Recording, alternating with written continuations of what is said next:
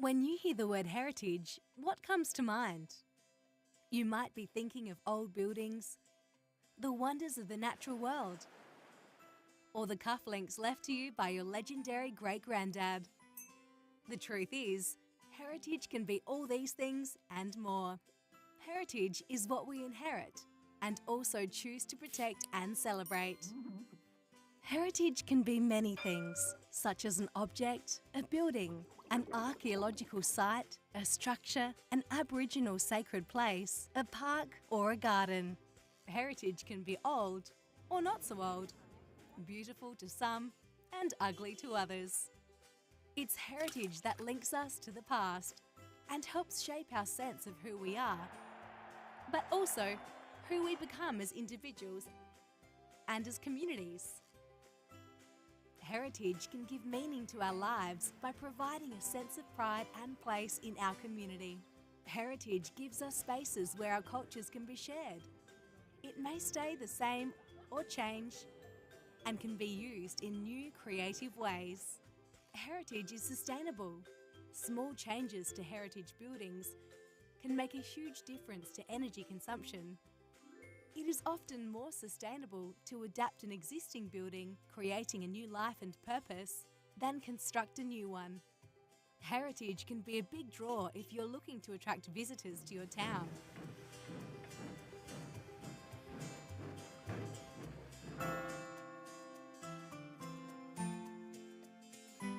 These are just some of the reasons why it's so important to protect our heritage. If we don't, it's lost forever. So, from local councils to the UN, societies, organisations and governments, all are responsible for the protection of heritage. Determining what heritage is important enough to protect is a complex process, but it's essential work because heritage belongs to all of us. So the heritage system is designed to listen to a wide range of voices. For more information about Victorian heritage and how it is protected, see the Heritage Information Pack accompanying this video.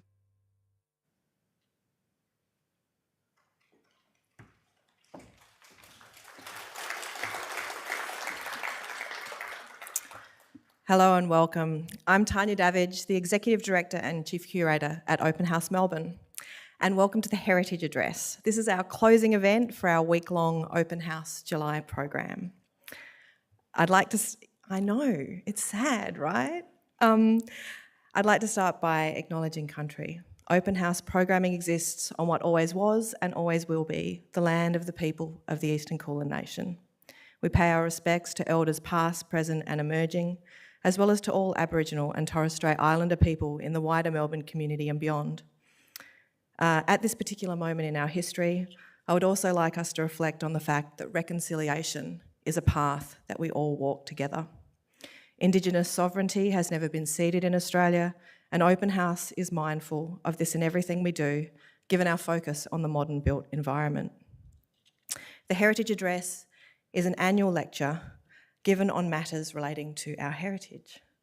It's presented by the Heritage Council of Victoria and generously supported this year by the RMIT School of Architecture and Urban Design as part of Open House Melbourne 2023. Additionally, the Heritage Address is our closing event. And we've had a fantastic weekend. I hope you've all had a chance to get out and enjoy it. Even Melbourne's notoriously fickle weather turned it on for us. I've had such an excellent weekend. It's been a real joy and a pleasure to do this for the first time in this role. And there were so many highlights that I could probably give the Heritage Address myself. But I know that you don't want to hear me, you all want to hear Michael Veitch. So we'll get there eventually. I would like to thank many people in helping us to deliver this program tonight and our wonderful open house weekend. I'd like to thank the City of Melbourne and Creative Victoria. I'd like to thank our partners and our sponsors, our program collaborators, our volunteers, including the Volunteer and Buildings Councils, and my team and the board, without whom this wonderful weekend just past would not have been possible. It's been a real pleasure. I'd now like to welcome the Deputy Lord Mayor, Nicholas Rees, to the podium to provide our opening remarks. The Deputy Lord Mayor needs little introduction, but I will note that he leads both city planning and heritage portfolios, among others, at the City of Melbourne, and he has a real passion for the city, the built environment, and also for open house. Thank you.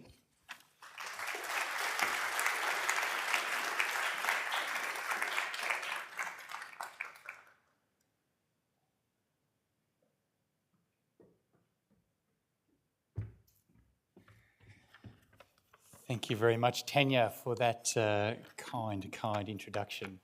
I am indeed Nicholas Rees. I am Melbourne's Deputy Lord Mayor, and it is my great pleasure, indeed it's an honour, to be with you this evening as part of this important concluding event to this year's open house. Let me also begin with an acknowledgement of country, and I will do this in the language of the Wurundjeri. Wominjenka, Marambik Burundap, Wurundjeri Willem U, Liwik U Kulin, Yarimbu Ba Yiramboy. I acknowledge the traditional owners of the land, the Wurundjeri people of the Kulin, and pay respect to their elders, past, present, and emerging. Can I also acknowledge my fellow councillor, Dr. Olivia Ball, who's with us this evening. I will also acknowledge again the amazing Tanya Davidge. Hasn't she done a great job as the Executive Director of Open House? I'll also acknowledge Philip Goad, who is known to all of you, I am sure, also from Open House. Of course, tonight's guest speaker, Michael Veitch, who I'll get to in a moment. And of course, welcome to all of you, people of Melbourne who care so much about our city. Now tonight, as you listen to Michael, I invite you to be transported to Melbourne of a bygone era. Look up at this beautiful ceiling and get ready for a glorious flight of imagination as we look back over our history. The Capitol Theatre was originally designed by someone by the name of Walter Burley Griffin and, very importantly, Marion Marnie Griffin in 1924. Some of you may have heard of them. Now, in the early 1960s, with the rise of the popularity of television, there was a proposal to demolish this theatre. In fact, it was more than just a proposal, it was something that was being put into action. And it sparked one of this city's, indeed one of this country's first major heritage conservation campaigns. It was with the help of the City of Melbourne, RMIT, some terrific work by 6 Degrees Architects, that it was finally restored and reopened in 2019. And what an absolutely glorious building it is. But it remains today a very important reminder of the major campaigns that have occurred in this city to halt demolitions. Some of them which have been explored in that wonderful film, The Lost City of Melbourne, and some of which I think we may hear further about this evening. Of course, I ask all of you to remember the role of the powerful BLF union. Remember the role of people power in that campaign. Now, heritage value can be found everywhere in this city, from grand theatres to small homes to streetscapes, parks and street furniture. I'm really proud, and I know Councillor Ball is as well, to be part of a council that has done more to protect heritage in Melbourne than we've seen for many decades. There was the heritage review of, there was the new heritage protections of the Hoddle Grid, which have now been made law. There's the heritage review of Parkville that's underway. South Yarra and North Melbourne are almost complete, and Carlton is with the Minister for approval. Hurry up, Minister. And we're about to start on East Melbourne as well. Now, importantly, heritage does not mean that something cannot be developed. It just means that it must be done in a way which is respectful of those heritage values and whatever is done reflects that history and that value. We know that people in Melbourne are passionate and proud of this city. It has always been the case. I recently had the great honour of launching a book by the fabulous local Melbourne historian Liz Rushen. I'm sure many of you would know her. I absolutely commend her work to you. She recently completed a book on the life and times of Edmund Finn, who was probably better known by his journalistic nom de plume, Gary Owen.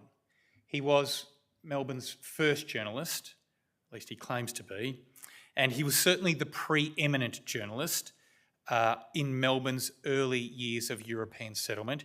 He chronicled the first 40 years of this city from 1840. And he described early Melbourne in the following terms, and I just love this quote.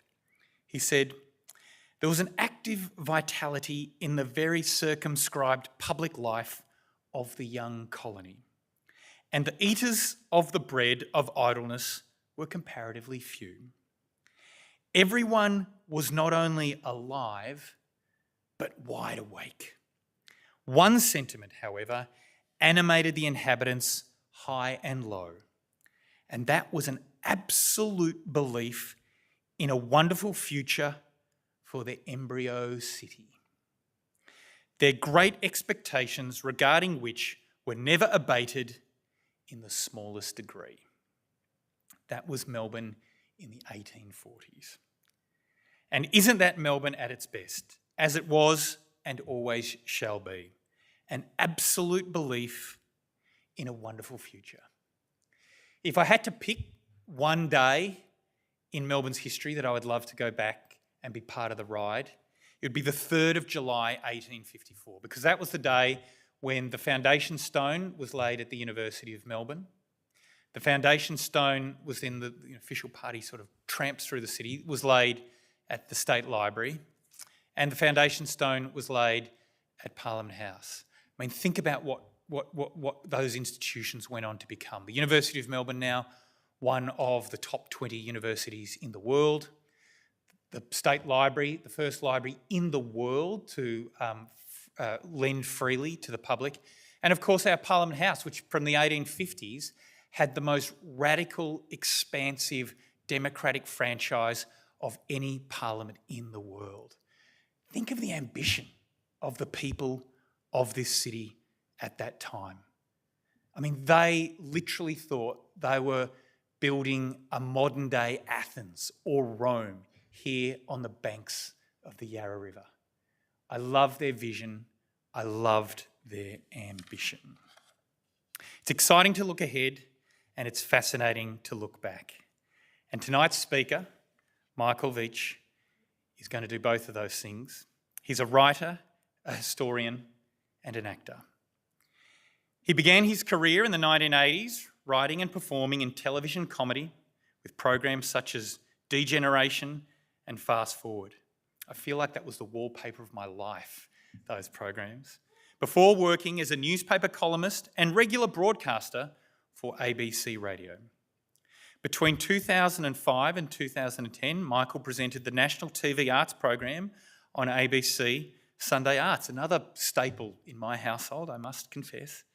He's also the author of 3 plays. He's also published 11 books on subjects including travel, history, marine exploration, and military history.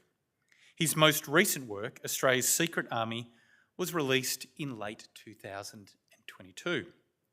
In 2020, Michael was admitted into the RAAF as a Special Reservist Officer, joining the History and Heritage Branch as a Community Liaison Officer with the rank of Squadron Leader. Put simply, Michael is a polymath, and an entertaining one at that. And tonight, he is all ours. Please make welcome Michael Veitch.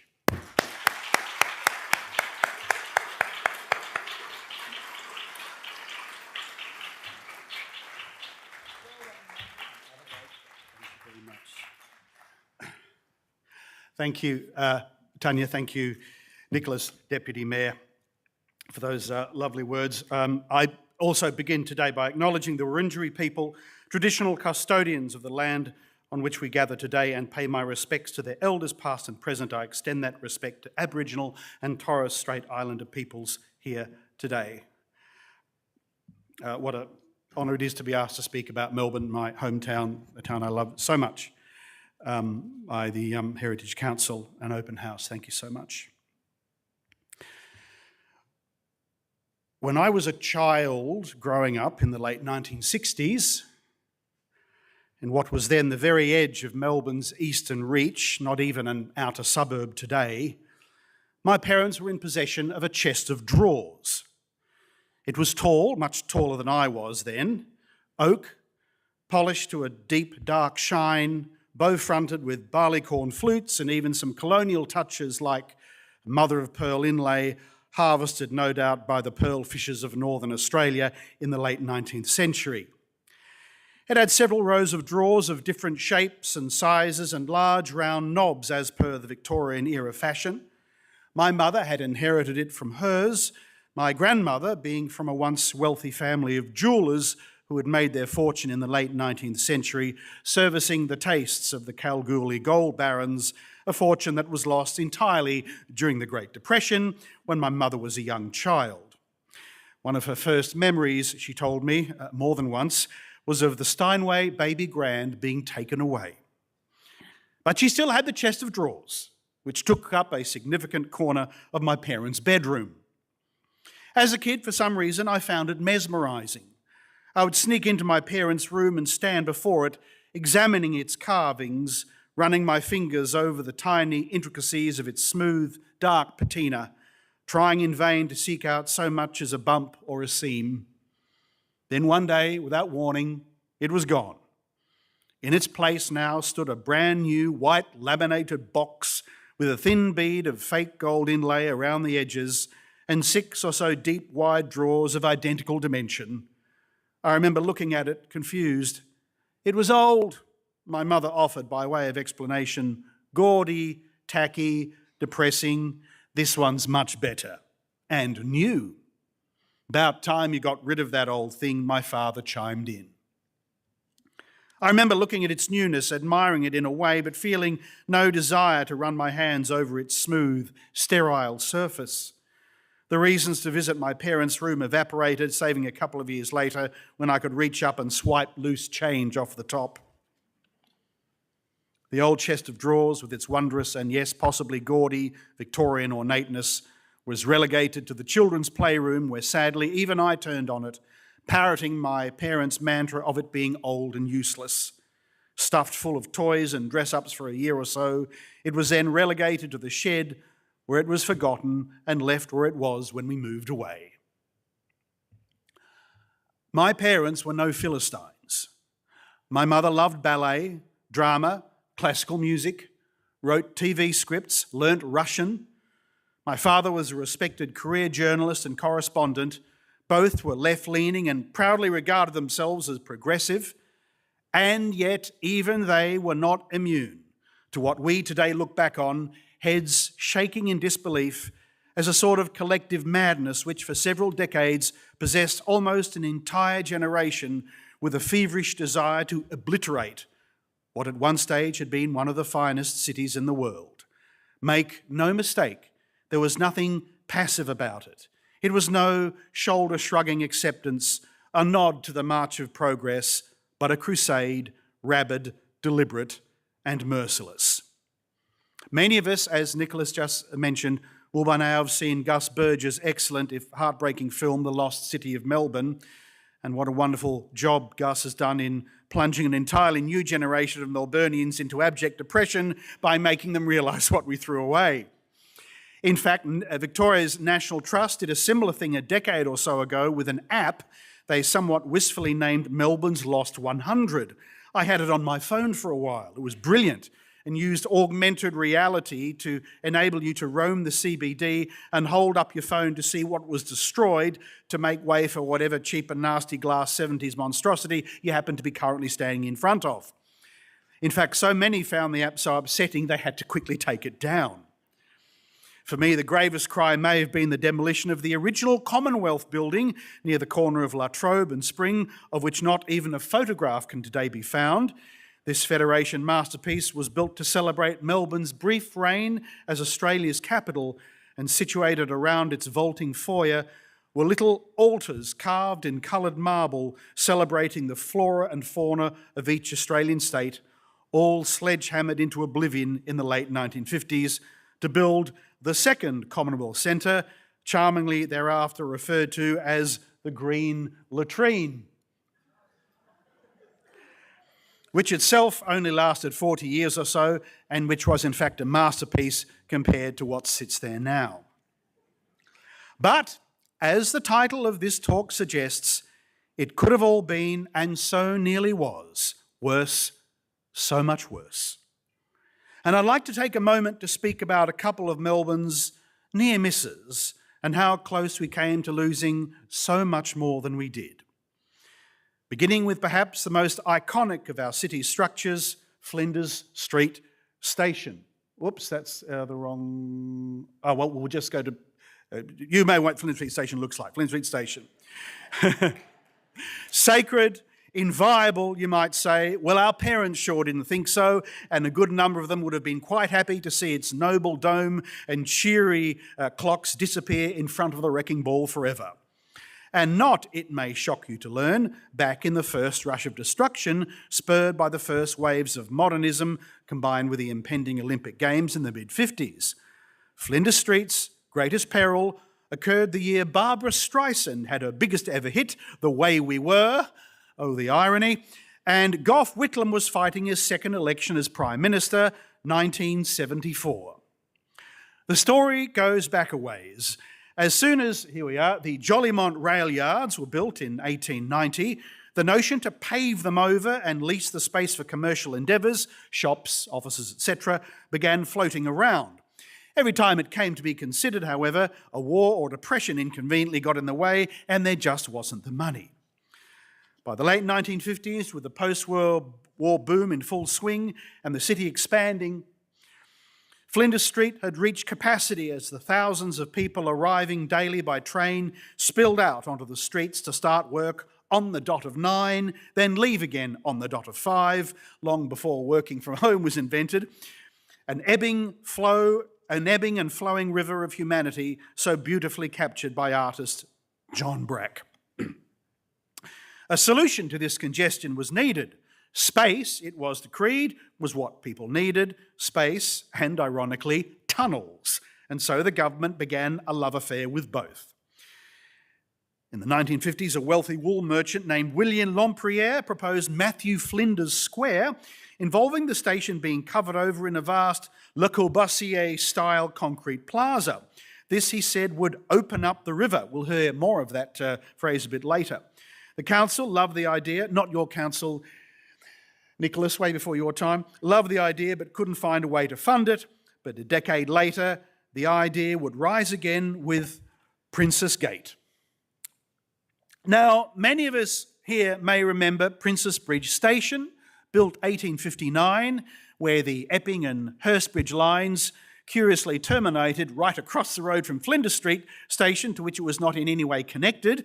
So if you're travelling from, say, Williamstown to Eltham, you had to alight at Flinders, go up, cross Swanston Street, and then go down again and pick up the journey from Princess Bridge. Well, eventually, despite their efforts, they couldn't do it, but the government hit on the idea that the best way to make projects like this happen was to get somebody else to pay for them. Hence, a modest little start-up called Lend Lease was given the rights to rip down Princess Bridge's charming Victorian edifice and cover it all over with an enormous concrete roof and call it Princess Gate. Move that one, and there it is, Princess Gate. The west end of the adjoining railway yards were also covered over, and access to the train platforms would be via 2 steeply sloping tunnels, taking them past a dazzling array of shops and cafes. I'm sure many of us can remember them. Well, Princess Gate was loathed from the moment it opened back in 1967. In a blink, skateboarders and skinheads laid claim to the place, the concrete baked in summer and froze in winter, and at night the drug dealers arrived along with assaults and other assorted crimes. The retail spaces underneath became either dust-choked or frozen in Antarctic blasts, or both. The shops themselves were dingy and depressing and began to turn over and over and over, and pretty soon the whole thing came to be known as a place to avoid. And let's not forget the famous Princess Gate Towers, aka the gas and fuel buildings, of which 4 were originally planned instead of the 2 we so fondly remember, and which cast a vast shadow over everything most days of the year and were likewise reviled from the get-go up until the day of their demolition just 30 years later. And yet, Princess Gate was a mere pimple compared with Princess Gate Part 2, the proposed Flinders Gate. This grand design, devised once again by Lend-Lease and championed by Premier Henry Bolte's government, involved the complete demolition of our 1910-built station, which was once again to be covered over in concrete, and the lucrative commercial air rights handed to guess who, with a couple of rollovers, intended to indeed lease the place for the next 200 years. I'm not kidding. With Flinders Gate, in the place of one modest Edwardian dome, would be 2 gigantic glass towers, dwarfing even the nearby monstrosity of the gas and fuel buildings. Don't believe me? Well, this is what it was going to look like. A brief aside about this opening up the river, which was a motivating watchword back then. Remember, up until the war, our modest little Yarra was very much a working river and smelt like it, particularly when one remembers that the city elders had cannily cited the fish markets right next to the city morgue, in the hopeful notion that the smell from one would cancel out the smell from the other. The length of Flinders Street's 1902 design, in fact, was intended to provide a physical barrier to the Yarra's stench. Sadly, this may explain why the fish markets, built 1891 in all their Italian Gothic fantasy towers and turrets glory, were demolished in 1959 without a peep of protest. Some say today this was our greatest loss. Imagine what the hipster kids could do with that today. But I digress. We're back in 1974. Gough is back for another year, and the fate of Flinders Street rests on a committee of a dozen or so planning department mandarins and academics who, as one might deduce from this picture, seem to have already made up their minds, even somewhat grotesquely advertising their intentions on the very facade it was intended to destroy. By the way, that Monaro there is worth about $100,000 now, and you remember the cops with their white pith helmets? I do. And drawing attention to the funding for the art centre, hoping to get, what's that, $2 million? What about that? Public submissions were called for. Only a paltry 30 were received, and some of those were in favour of Flinders Street's demolition. However, thanks to the slowly growing heritage movement, combined with the timely arrival of the 1970s oil crisis and the petrodollar recession, Flinders Gate was voted down 8-6. Lend-Lease took their bat and ball and went home. But we weren't out of the woods yet. When Melburnians turned on themselves in the middle of the 20th century, they did so with a pitchforks at midnight fury. Their city, they believed, was behind the times, had missed the boat, was dreary and old-fashioned, full of dreary and old-fashioned buildings, and in one sense they were correct. As far as the worldwide modernist movement was concerned, we were pretty slow off the mark. And for that we have to thank, in part, oddly enough, the Country Party, who in a completely gerrymandered rural electorate back then wielded enormous power in the middle of the 20th century. Sir Keith Dunstan, Victoria's second longest serving Premier, was in fact a Country Party member, and Premier John Kames Sr. even had to govern with the Country Party's help. And nothing was a greater anathema to the Country Party than seeing a single shilling spent on the city. But when the Country Party's back was finally broken in the late 1950s by Bolte, also a Polly from the bush, Ballarat I think, who likewise hated the city, all bets were off and the wreckers were offered long and lucrative contracts. I've occasionally asked people who were adults at the time why the grand structures of marvellous Melbourne, once the fastest growing city in the world, built lavishly on gold, as intact as Paris but referred to as the Vienna of the South, were suddenly on the nose. The answers are complex. there's often a defensiveness, a shame, even bewilderment, like a person emerging from the grip of a cult. Remember, they plead, almost nothing new had been built in Melbourne for a generation, and those old buildings we revere were then dark, damp and cold. Many were empty. The technology to conduct the sort of renovations that dazzle us today was then unheard of. And they were dirty. Flinders Street and everything else, remember, was basically black, still wearing a century of soot. I can remember very clearly as a schoolboy in my classroom, just down the hill from the Shrine of Remembrance, one of the most extraordinary and magnificent buildings in the world today, in my opinion, watching the removal of a century and a half of grime by sandblasting 1-inch strips at a time, transforming it essentially from black to white. I'm told the technique, partially developed here in Melbourne, was later used to do the same thing to St Paul's Cathedral in London. But most of all, I think, people disdain those buildings because they reminded them of unhappier times. A war, the Spanish flu, the Depression, another war, and, well, as L.P. Hartley said, the past is a foreign country, they do things differently there. And it may surprise you to learn that no greater scorn was to be found than that reserved for one of those buildings later generations would view as an unalloyed jewel, Carlton's Royal Exhibition Building. Almost since her construction as a temporary but ingeniously engineered all-timber showcase in 1880, this grand old lady had been living under the permanent threat of annihilation from those bent on destroying her. One of the reasons was said to be the aura of dread that surrounded it for its role in the aforementioned Spanish flu, when it had served as a kind of ward of last resort, and hundreds had died in there, lying on row after row of small ex-army canvas cots. But as far as the big end of town was concerned, I suspect it may have a little more to do with the prime real estate she happened to be sitting on, way up on that lovely hill. But the plan which came close to destroying her, and that was in the 1950s, and proposed as a 2-for-1 knockdown deal of another dowdy old eyesore just across the road from us now, in fact, yes, I'm not kidding, the Melbourne Town Hall. The macabrely circular logic went something like this. When the Town Hall was built in 1870, its Second Empire Tower and portico dominated the Melbourne skyline. But by the mid-20th century, when similar Victorian relics were being levelled by Jason Wheeler and his famous ball to be replaced by steel and glass towers, the old town hall had started to look a bit, well, diminished. Thus it was seriously proposed and dutifully considered by the Melbourne City Council and the Bolte government to tear it down and replace it with a new and bigger and more modern town hall on the side of that other thing up the hill made of wood we've been trying to get rid of now for years. Sweet. Lack of budget, thankfully, burst that bubble, but it was a serious goer for some time.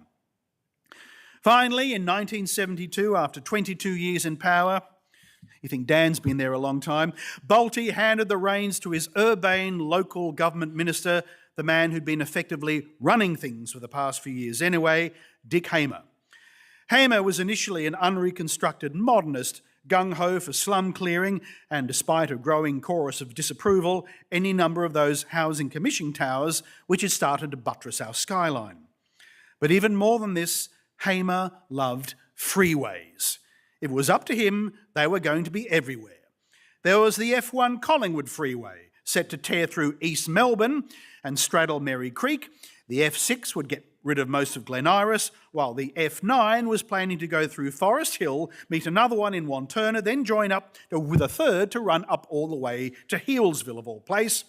So that US-style spaghetti junction in South Melbourne that we all love, well, that was booked to be just about everywhere. But Hamer had a change of heart. A short time after he came to power, he realised that the only people advocating more freeways were the freeway planners, and the biggest fans of more housing were the Housing Commission. So in about 1973, Hamer had something like a road to Damascus moment, and indeed, thank God, cancelled overnight almost everything.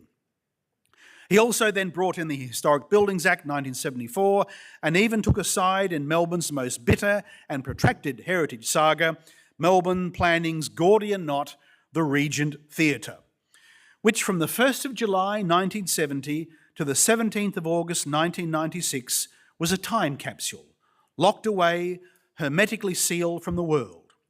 I'm sure I don't need to recount the Regent's many near misses here, and I'm guessing that many of us remember walking past its entrance, forever imprisoned behind a wire gate, glancing in through the mesh into its decaying, litter-strewed foyer, where "How the West Was Won" was still up there on the fading words, with fading words showing "shown in Cinerama."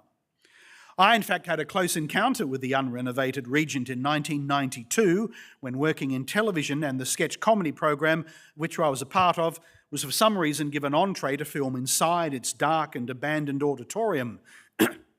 The assembled cast on the morning were all solemnly warned that barely a soul had stepped foot in here for nearly 2 decades, that it was dangerous, and that we were not under any circumstances to wander off and explore, which prompted us to immediately do just that. The whole place had the aura of a derelict sailing ship about to go to the breakers.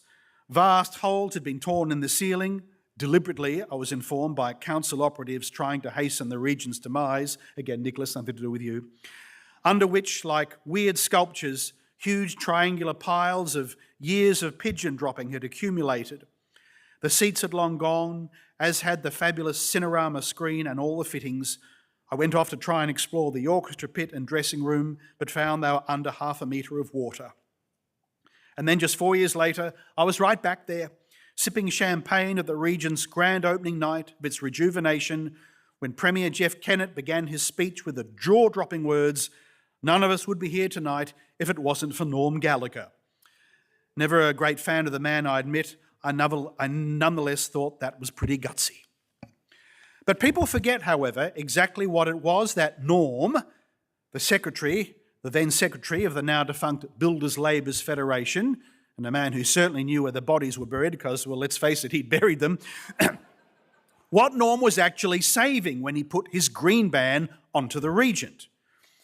And from here, the story moves up the hill a bit to what is laughingly still referred to as Collins Paris Street End. This had already been the site of several atrocities, such as the demolition of several Victorian terraces in order to placate the Nauru government's demand that their house be given a Collins Street as opposed to an Exhibition Street address, and the home of Melbourne's original and most sophisticated nightclub Syros, demolished and replaced with whatever that is. But here between Spring and Exhibition was also the long-standing home of the ANZ Bank, which by the late 60s had apparently outlived its usefulness and was in need of replacement. Somewhere along the way, the head of the bank fell under the spell of this man, Vincent Pontet, a French-Canadian ultra-modernist urban planner, famous for quotes such as, "We don't build things to last anymore. We're affluent and we can afford to keep throwing things away and replacing them with newer, bigger, better.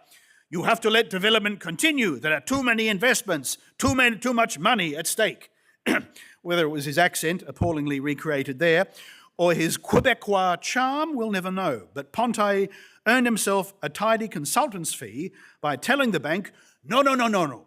You can't just build a building, you need to buy up the whole block and demolish everything. Then you have to build a great plaza and then put in shops underground, under the city, and then put in tunnels with more shops which connect to other tunnels in other plazas. And the bank fell for it, hook, line and sinker, as did the council and the state government, who conveniently a couple of years earlier had knocked down a swathe of Victorian era buildings to make way for their much vaunted city square.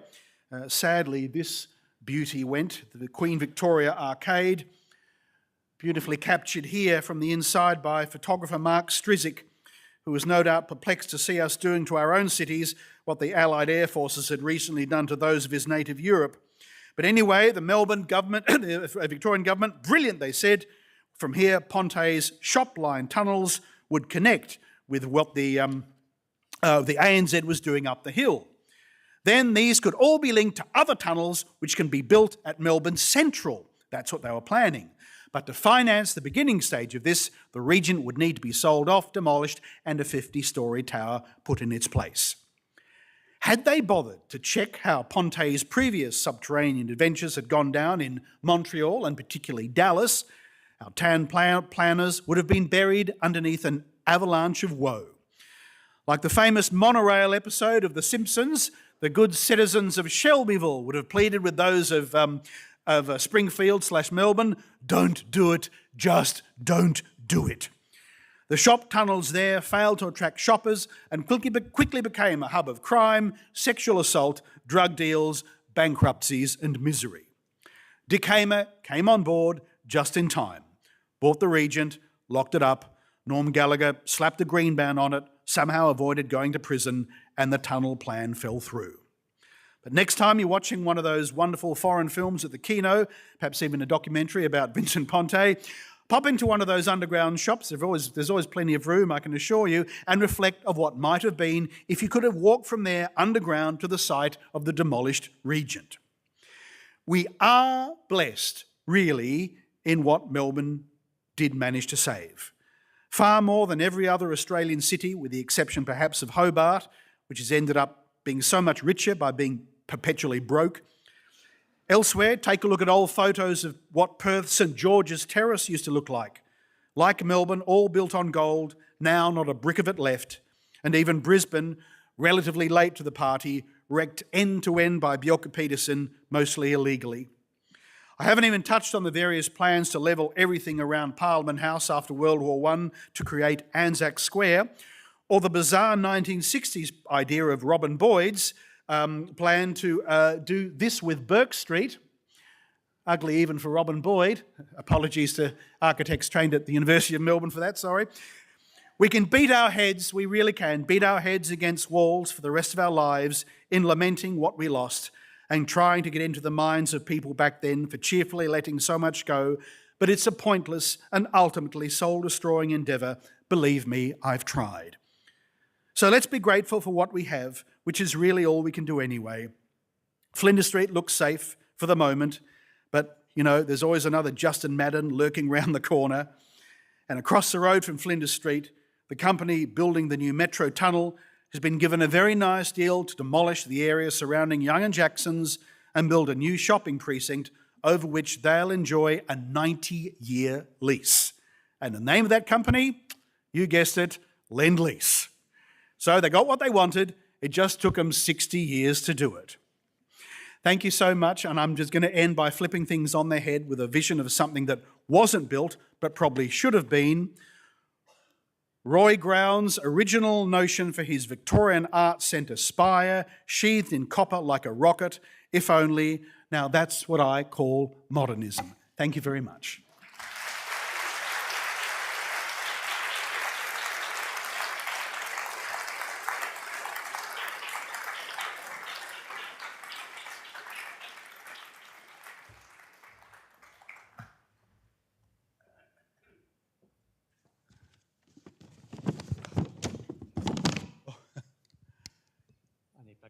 I need my glasses. So do I, all the time. Well, hello everyone. I'm Professor Philip Goad. I'm Chair of the Heritage Council of Victoria.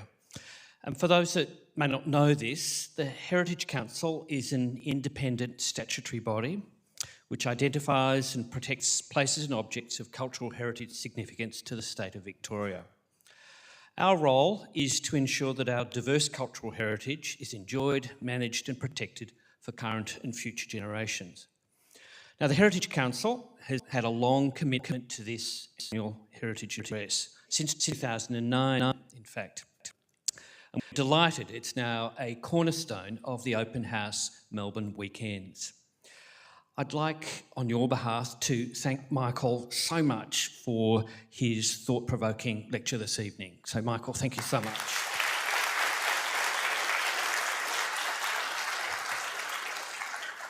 What I'm going to do now is ask Michael some questions to further elaborate on his talk this evening.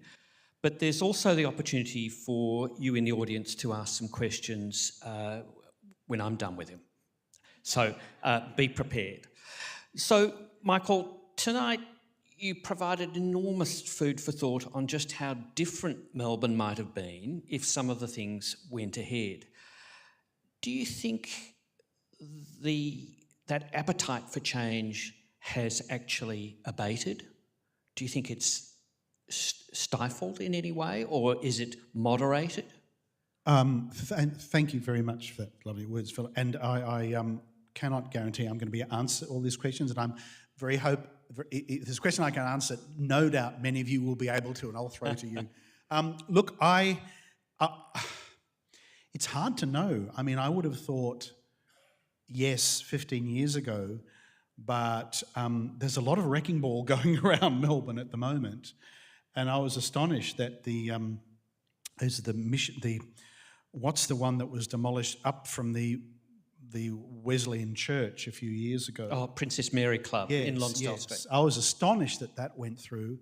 I've also been astonished that there's the London Hotel in Port Melbourne on the corner of, right where is the only non-glass towered thing along that strip between where the boats come in, or they used to move to Geelong now, but when the ferries to come in and the beginning of the private residences along Beaconsfield Parade, the only thing, a little beautiful 30s built 2-storey pub was knocked down only a few years back, and I was shocked. So I would have confidently said yes a few years ago, but I'm really not so sure. I mean, and it's not, I'm sorry about nasty barb to Justin Madden, but oh my lord.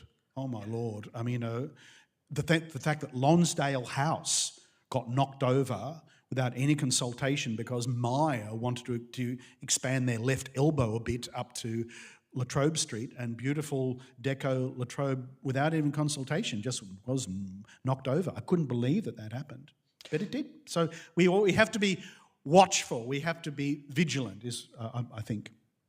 Now, in your talk this evening, you spoke about individuals often being critical in stopping demolition, or at least halting wholesale change. How often do you think this takes place, that it's a single figure, like Dick Hamer and the like? Well, Dick Hamer, and I think Keith Dunstan had a lot, and actually I did bring something, just a note here, but Norm Gallagher, Norman Gallagher was, he was a scary bugger, let's face it. He was, it was not good to be on the wrong side of him, but the green bands in Melbourne, I did a list in my research, the green bands in Melbourne that he put in place, not just in Melbourne, and all over Australia, actually, he organised, because he was such a powerful figure in the BLF nationwide, that he basically elbowed all the other states into submission. 61 Spring Street, Arthur's Seat, the ANZ, big build, the ANZ Banking Museum, Blanche Terrace, the Beaurepaire Pool, that did get knocked down. No, it didn't, not the Beaurepaire. No? That's still, we've saved that at Melbourne. Oh, okay. The CBA Bank building at 333 Collins Street, the City Baths, remember that one? Flinders Street Station, Gordon House. Gordon House, he put a green band on Gordon House, the Hardy Gallagher Reserve, the Windsor, of course, Justin Madden again, thank you very much, the Morty Alec Coles for some reason, Newport Power Station, go figure, and the old Treasury Building. Now, they're just some of what he did in Victoria, and there's a huge list of what he did around organised around Australia. The Rocks in Sydney. The Royal Botanic Gardens in Sydney was going to be a car park for the Opera House, and it came very close, but they wouldn't allow it to happen. So, look, so many people in the heritage movement, and I'm not an expert in this, and God, if anyone wants to shout out someone who deserves to be acknowledged in the heritage movement going back in the day, please do so, and so we can all know. But sure. He and Hamer did have this vault face. And it was when he realised that he'd been sort of sold a pig in a poke when he actually became premier. And then he became caught up with the regent, because I believe his wife really loved the regent. And he had some romantic affiliation with Flinders Street, because he said, well, that's where we all met our sweethearts, under those clocks. How can you get rid of that? So that kind of sentiment started to come into it, and he happened to be premier. Bolty couldn't give a regard to anything. He was quite destructive, but anyone would have been at that time. I wonder whether Dick Hamer actually was gauging community opinion as well. The time that you talk about, it's the rise of heritage movement in Carlton, the Parkville Association. And around the world. And in many respects, Dick Hamer, I think, felt probably quite rightly community opinion really shifting against the development push. Yes. It had been that way for so long, just knock down a building, no questions asked, and everybody thought that it was going to continue like that. And as I said in the talk, it wasn't just, let them go. People really hated them, and people have to bear that in mind. It wasn't simply indifference. It was quite visceral. And the reasons are, I think, because nothing had been allowed to happen for so long, you couldn't convince people that anything new was going to be worse than what was there, because people were sick of it. People do get sick of things after a while, especially if they don't have the same use that we use for buildings now. They were cold and dark. The colonial people had this idea of, shutting out the light rather than letting it in, all that kind of stuff. Sure. And in your opinion, what do you think was the greatest building or one of your buildings that you regret most that was lost during this period? This is one question that I did get a heads up I was going to ask, and it's a building that none of us would have ever seen, because bizarrely it was one of the earliest knockdowns and designed by the wonderful man and his wife who designed this building here, Walter Burley Griffin. It was the Australia Cafe, built in 1916, knocked down in 1927, designed by Walter Burley Griffin and Marion Marnie, we presume. And then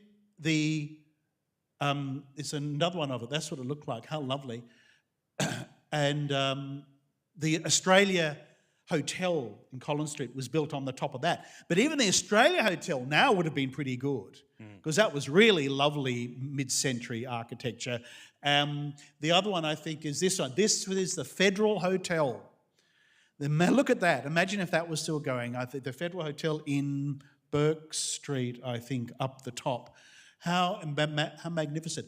But you understand, our parents' generation hated all that stuff. They had all that gold leaf. They had all those silly bits in the side, because they didn't know anything else. And they thought that that's what we're stuck with. We want something new, and we want the Olympic pool. We saw a vision of the Olympic pool before. That's what they wanted. And Robin Boyd, I don't actually hate, but some of his stuff's pretty okay. Today, though, what's your favourite heritage building? Do you have a favourite old building, or it might even be a recent building? A recent building. A recent building. I recently went into. I come back to Flinders Street, but I was recently treated to the for many years locked away ballroom, and just to think that it's still there and hasn't been wrecked it makes me so happy. I recently went into the Royal Exhibition Building to see what they've done with it, and the love and the care that they're redoing all the painting, all that wonderful gaudy Victorian painting, which is so chocolate boxy but so much fun and so silly. Princess Bridge, I really love. I actually do love the Olympic pool. Tasma Place, where the National Trust is, that's magnificent, just to stand outside and, you can look completely to the right and completely to the left, and it's all still there. There's nothing don't look up, because there's something towering over it, right. But it's the hotel behind it. But those sort of ones really get me going. And do you have a favourite heritage battle?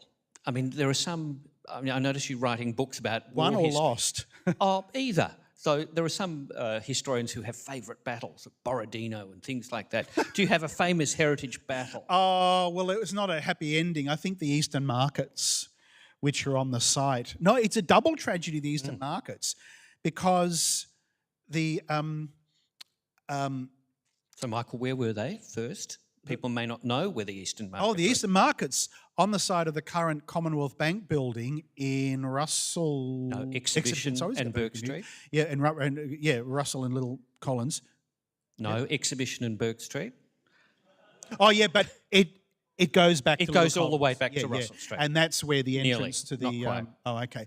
Well, that was the Southern Cross Hotel. That's right. Where the Beatles stood on the balcony. Where Inge King had this wonderful German metal sculpture, had this fantastic double helix sculpture, 50 sculpture in the basement there, and the Cooler Bar restaurant my mother used to take me to, and I stole one of the long-handled Southern Cross Cooler Bar restaurant spoons, which I still have, strangely enough, but I should give it back. But before they put up the Southern Cross, the Eastern markets were magnificent, absolutely magnificent. There's not many pictures of them. I haven't seen a picture of the interior, but it would have been stunning. Even if they'd left the Southern Cross, that would have been okay, because they reckoned the American bar at the Southern Cross was something out of this world, and the martinis were as dry as the California desert. And it was lovely and ornate, but they knocked that down too, so it's very sad. Now, look, we've got some time for questions from the floor. Anyone? Or comments or anything. Jeff Robinson, I can see at the front there. Who has the roving mic? We have... Oh, here they come. Kerry's got a roving microphone, or you can just shout and project. Yeah. No, wait, it's coming. The back would love to hear what you say, sir. And if anyone has another question, raise your hand so we can get the mics running. Oh, so over there for the next mic. Jeff. Philip, you asked the question I wanted to ask, which was the building that he would like to, the magic wand that would bring it back. So the question I want to ask you is, how do you reckon, you don't have to knock over buildings to necessarily impact the effect that those buildings have on heritage buildings. How do you reckon we're doing, Michael, in terms of the way in which we're locating new buildings beside old buildings? Is it being done in a sensitive, respectful way, or could we do better? Well, yes. Many of our streets, in terms of old buildings, cheek by jowl with new buildings, resemble a vandalised graveyard, don't they? Tombstones smashed over and new ones put up. Not particularly well, I have to say.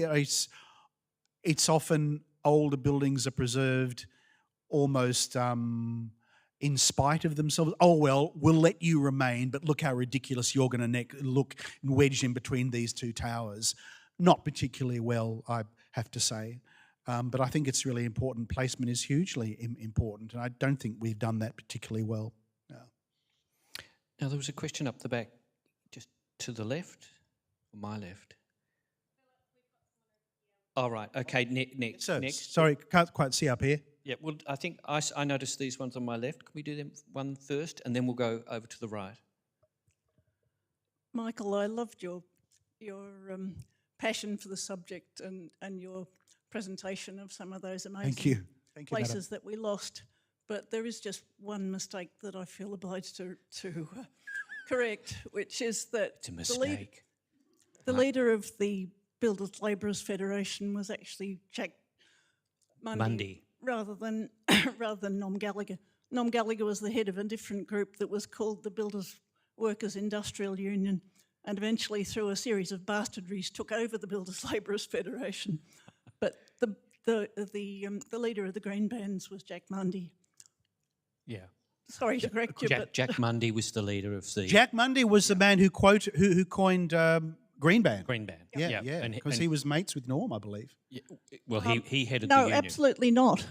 He wasn't? No. Norm Gallagher took over the Builders Labourers Federation later, but he ran a separate group that was called the Building Workers Industrial Union. It was one of those labour battles that went on for a long time, but and they're still going. Yeah, for sure. But the Green Bands were definitely Jack Mundy. Yes. Let's David Wagner over on my right. Thanks, Philip. We don't have the speakers going this way, so it's actually hard for us to hear. Well, me anyway, because I'm stone deaf. Right. Michael, over here. Hi, Hi. Thank you very much for your entertaining talk. Thank you. And much of it focused on buildings that were demolished that were from the 19th century and some of the early 20th century. In today's paper, you might have read that the University of Melbourne is proposing to demolish the southern edge of their traditional campus that focused on to Grattan Street. Now, many of those buildings are from the 50s, 60s, 70s, but there's some quite remarkable buildings amongst them. And it appears in the very sparse information we have in the newspaper anyway, that will be a connection onto Grattan Street to make it a park and pedestrian way. What's your view of that sort of this wholesale demolition, mindful that we're also in an age of sustainability where embodied carbon, energy and materials are also a consideration as well. But there's also some lovely buildings there. Yeah, well, plus ça change, what can I say? I think I probably I was educated in some of those buildings, but it's always cloaked in the same terms as they used in the 1950s. It's going to be so much better. It's no one will miss it because what we've got is so exciting, so breathtaking, so sweeping. We'll all be swept away by our grand plans, and they're gone. And then you go, actually, I rather quite like that.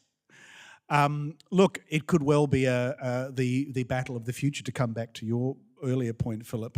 Contemporary battles. I'll have to get across that more, but I did see the headline, but I've been preparing this all day, so I didn't quite read it. But it would be awful if some of those went. Some of those are lovely. There's some fantastic buildings there. And I think also the promise has been of parkland, but there's been no consideration of the loss of heritage and the loss of your experience of studying there and myself and many other people too. So, but certainly something that needs to be brought to the public's attention, I think. It's definitely to keep mindful of it. Thank you for bringing that up. Now, there's another question up on my left. Yes? I'm wondering how the exquisite little Nicholas building might be saved, or should it just be left for the market? Do you know the Nicholas building? The Nicholas building, the one just down the street? Oh, yes. What should happen to that, or will it be left to the market? How might it be saved? Because clearly planning is not saving it. Oh, absolutely. Absolutely. I mean, it's unimaginable that it can be too badly knocked about, surely, in this day and age. It's on the register? Yes, yes.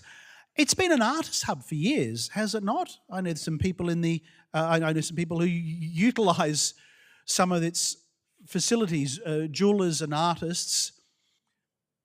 What a wonderful place. I mean, Melbourne claims to be such a kind of an artist-friendly, creative-friendly place. Why not keep it as it is? Full of its nooks and crannies and beehive structure. It's glorious to go in there, and there's this wonderful internal courtyard which is rather spectacular too.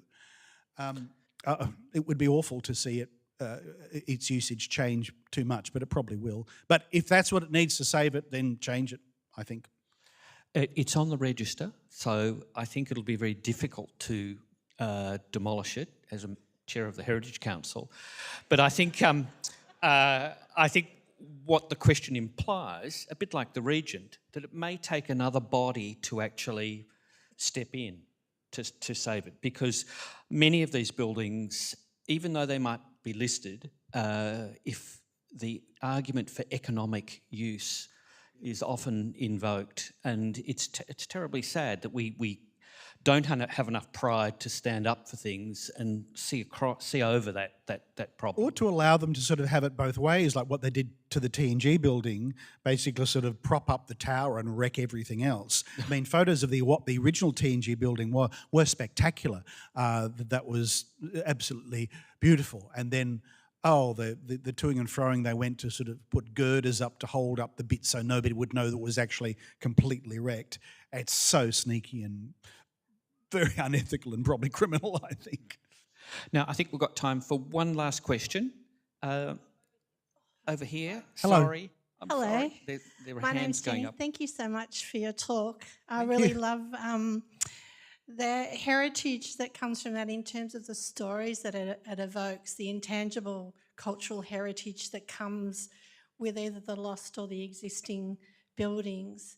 I just wondered if you've been down lately to see the Seafarers mission down on the river. Oh, and yeah. what's happening there? Have you Yeah. seen what's happening there, the surrounds around the mission and the development along the river? I've seen it. It's wonderful, and oh yeah. I mean, and look, we really do. We have saved a lot.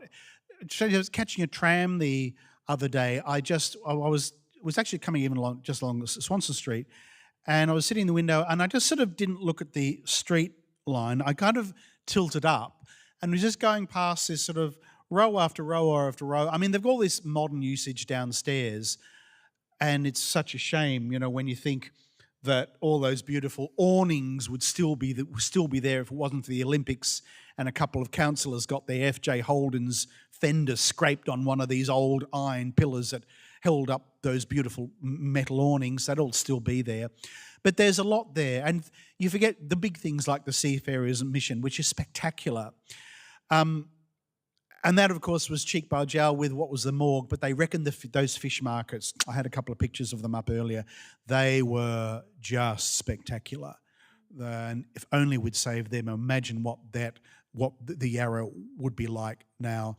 And also there's another, someone talked about the Nicholas building, there's another Deco building. I think it was the first National Mutual, or was it, the first National Mutual, or the MLC building, I forget which was like the Manchester Unity building, exactly the same style, but actually they reckon better, and that lasted from 1930 to 1960, 30 years, and they knocked it down.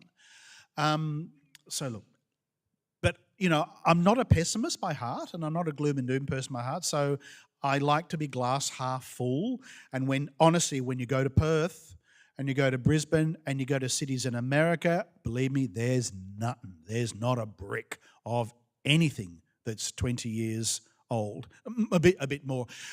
Sydney had a big movement. Then there's a lot of Sydney, especially outer Sydney, a lot of houses were saved because they were private properties and things. But we have saved a lot, so we should be joyful. It's a bit like lamenting that Mozart died when he was only 36. It doesn't get you anywhere, so you just have to enjoy the 41 symphonies he gave us and not try and think of what the next 20 would have sounded like. So, what can you do? Well, Michael, thank you so much. I'd like to thank everyone involved in bringing this event to you all tonight. The Heritage Address is an annual lecture given on matters relating to our heritage, and it's also generously supported by the Capital RMIT as part of Open House Melbourne for 2023. It was fantastic, I think, to have this beautiful interior, which we asked for, Heritage Red, in the ceiling tonight. But Michael, thanks so much for provoking us tonight. Your talk was fabulous. And thank you, everyone, for coming and hearing Michael this evening. Thanks very much. Open House. Thank you.